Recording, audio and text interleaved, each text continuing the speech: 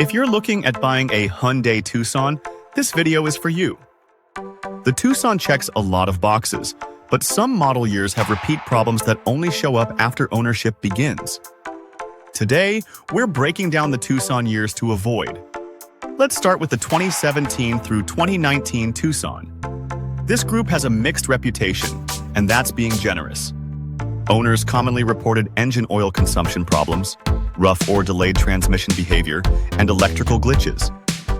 These weren't always catastrophic failures, but they created long-term frustration, especially as mileage increased. This entire generation is one you should approach carefully and inspect thoroughly. Next up is the 2020 Tucson, which acts almost like a transition year. Hyundai made some improvements here, and overall reliability looks better. That said, it wasn't perfect. Owners report engine oil consumption problems. But compared to what came before, the 2020 model generally lands in a safer spot, but it's still important to confirm that all recall work has been completed. Now, let's move into the 2021 and 2022 Tucson, which mark the start of the newer generation. And this is where things get a little dicey. Owners report that the 2021 Tucson had engine-related issues, in some cases severe enough to cause complete engine failure. Then the 2022 model year raised even more red flags. Multiple recalls were issued, including fire risk warnings related to tow hitch wiring harnesses. In some cases, Hyundai advised owners to park outside as a precaution. Hybrid versions from this year also showed lower reliability scores than expected. This generation looks great on the outside, but reliability-wise, it hasn't lived up to expectations. From there, we move into the 2023 and 2024 Tucson. These models benefit from updated tech and styling, but recall activity continues. One notable recall involved an electric oil pump that could overheat and potentially cause a fire. This recall included certain 2023 and 2024 Hyundai Tucsons as part of a broader campaign affecting about 52,000 Hyundai vehicles overall.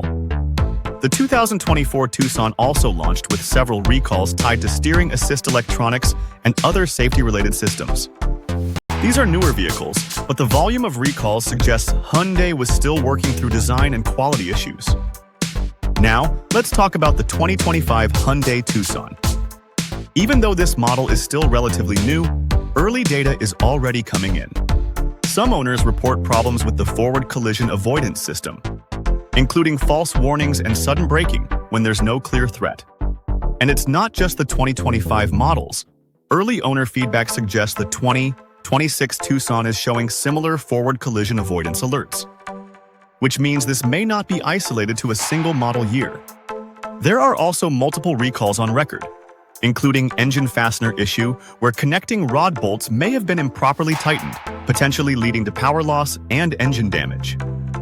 For a brand new model, that's usually a sign to pause and wait and see how long-term reliability shakes out. So is the Tucson a good buy? Absolutely. The Tucson stands out for its interior comfort, fuel efficiency, and safety tech. You just need to do your research and check all recalls. The Tucson can be a great vehicle, but certain generations have had mechanical and tech issues. And compared to other compact SUVs, it doesn't always come out on top for reliability. This is exactly why doing your homework matters.